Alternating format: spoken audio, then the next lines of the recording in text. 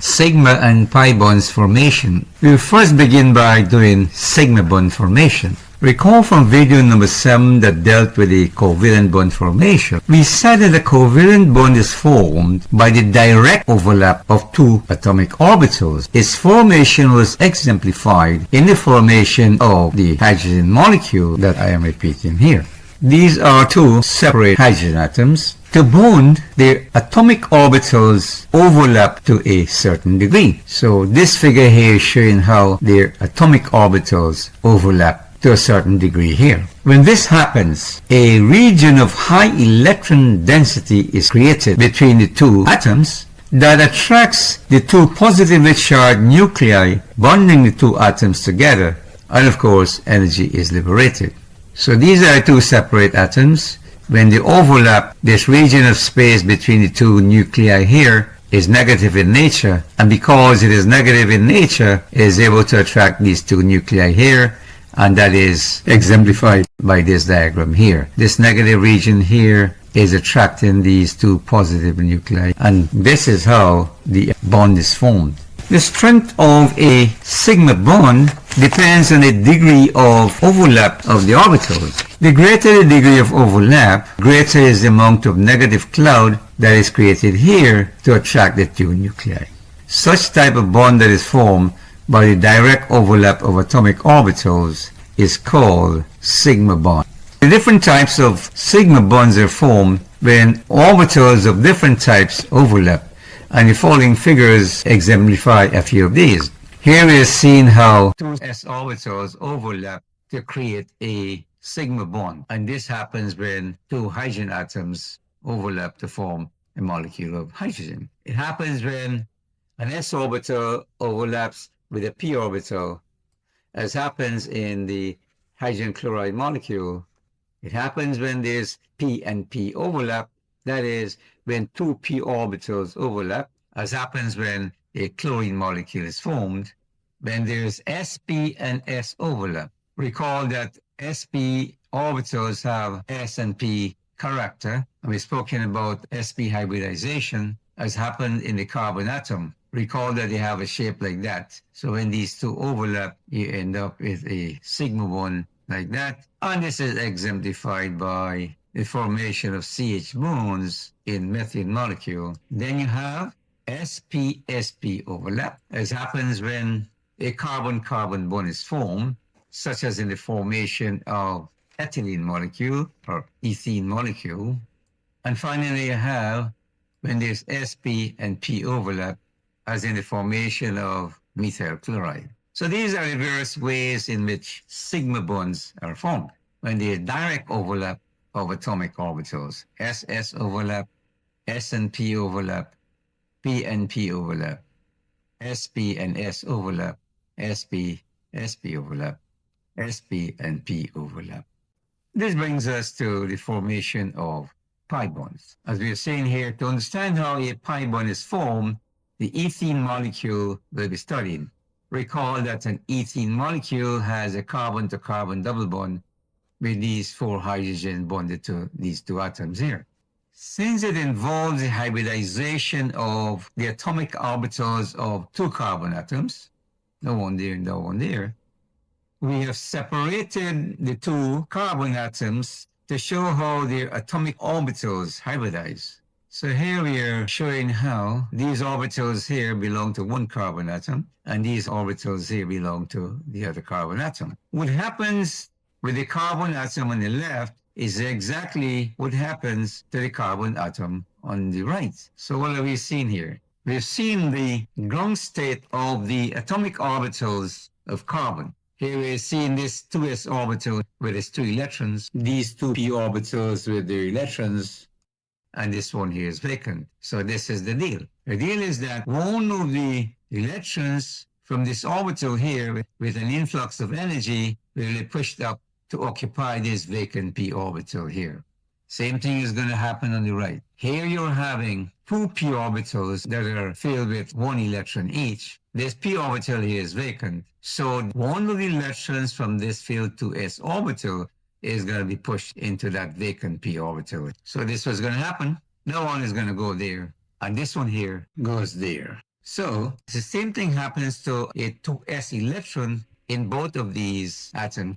So when this happens, simultaneously, this 2s orbital here gets hybridized with two of these p orbitals. The one that just got its electron from this 2s orbital along with this one here. So this 2s orbital along with these two p orbitals here gets hybridized.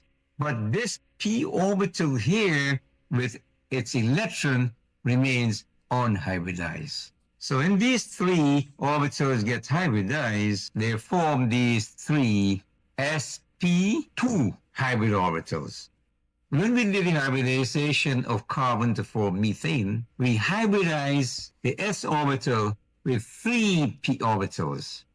The difference here is that we're hybridizing this s orbital with only two of the p orbitals, and therefore this one here is going to be left alone. But now you can see we have these three sp2 hybrid orbitals. Why is it called sp2? S and these two p's. Same thing is happening here. When that electron was pushed into that vacant p orbital here, these two p orbitals, along with this s orbital here, got hybridized to form, again, these three sp2 hybrid orbitals. And this one here is left unhybridized. So what do we do now? If we have to put these orbitals around the carbon atom, they will have to comply with the Vesper theory. That is, these orbitals will try to push each other as far away as possible to minimize the electrostatic force of repulsion between them. So what do you think? How would be the arrangement? B. These three orbitals, if that's a central carbon atom, will spread themselves away from each other such that each of them will have a bond angle of 120 degrees. The same thing will happen with this one here. You're going to have a planar trigonal arrangement of the three sp2 hybrid orbitals. Where do we place these guys? Next figure will show. So the most obvious thing to do was to take this one here and put it perpendicular to those, and to take this one here and put it perpendicular to those. And this is the arrangement that they have here. While those angles there is going to be 120 degrees, the angle that this one makes with these three sp2 hybrid orbitals will be 90 degrees. Now what is going to happen is this. We are going to now take this guy and bring it across here. We'll now overlap these two sp2 hybrid orbitals. And this is where a sigma bond is going to be formed. There will now be sideways movements of the electrons on the upper and lower lobes of the two p orbitals. So you're going to have one lobe at the top and one lobe at the bottom of that sigma bond here. So this is what you're going to have. You can now take this one and put it here to represent that lobe.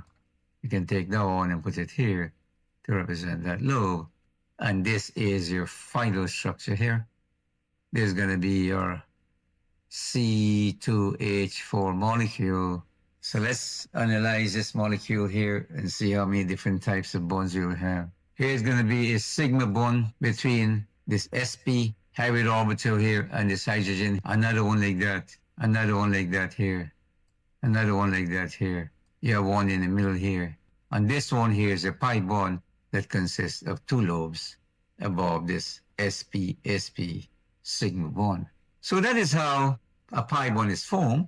You have two carbon atoms reacting with each other in this way. First of all, an electron from each of these two s orbital from both carbon atoms get promoted into this vacant p orbital here. Simultaneously, this 2s orbital along with these two p orbitals get hybridized to form three sp2 hybrid orbitals, with this one here remaining unhybridized. Same thing happens here. That one gets hybridized with these two here. They form these three sp2 hybrid orbitals, and this one remains unhybridized. Putting these around the carbon at these three sp2 hybrid orbitals will arrange themselves at 120 degrees away from each other. It's going to be a trigonal planar arrangement. Same thing here, same thing here. But we need to find a place to put that unhybridized p orbital. So we said they eventually find themselves across here. and that is going to be at 90 degrees to down here. But because these electrons are non-localized, they'll zip across there to form sideways overlap between these two unhybridized p orbitals. We have the one lobe here, another lobe here. So the difference is that in forming a sigma bond, there's direct overlap of the atomic orbitals, but when you form a pi bond, there's sideways overlap of the unhybridized p orbitals. Now we come to sp hybridization. And the molecule that we use is the acetylene molecule or ethyne molecule that has a triple bond between these two carbons.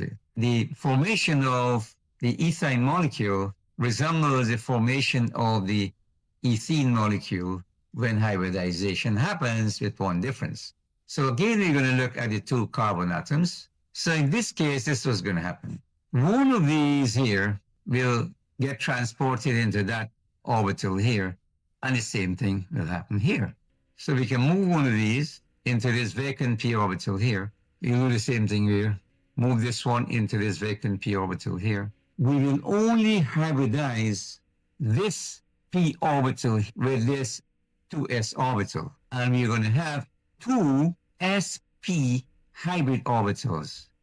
Why sp? Because we're using s and only one p. In forming ethene, we hybridize the s and two p's. That's why we ended up with three sp2 hybrid orbitals. In this case, that is not what is happening. We're hybridizing this s with the single p, and you call that sp hybrid orbitals. In this case, we're having two. Exactly the same thing will happen here. We don't have to repeat that. We're going to get two sp hybrid orbitals, but look what happens. These two p orbitals remain unhybridized. Same thing across here. These two p orbitals remain unhybridized. What happens next? We have to put around the central carbon atom, in each case, two sp hybrid orbitals and two unhybridized p orbitals. So these two guys obviously is going to be 180 degrees apart in both cases. What do you think will happen? First of all, to join these two carbons together, these two sp hybrid orbitals will overlap like that. Next, we place two unhybridized p orbitals as shown in the figure here, one from each carbon atom. So they are perpendicular to these sp hybrid orbitals here. Now what is going to happen again, like we said before, there's going to be sideways overlap of the electron cloud between these two unhybridized p orbitals. So I put in these two nice lobes there to show the real formation there, and this one comes here. So this is one pi bond that is formed by the sideways overlap of those two unhybridized p orbitals. We can now place these two perpendicular to those two that were placed there before, and we have this arrangement. What do you think is going to happen again? You're going to get again sideways overlap between these two unhybridized p orbitals. One lobe is going to be here, the other lobe is going to be here. And that's how the pi bonds are formed in an ethane molecule. You're going to have two pi bonds with one of them arranged like that, and the other one with its two lobes there arranged perpendicular to that. And that's how you have the pi bonds arranged in the acetylene molecule. Please review the video if necessary for a better understanding. Thank you.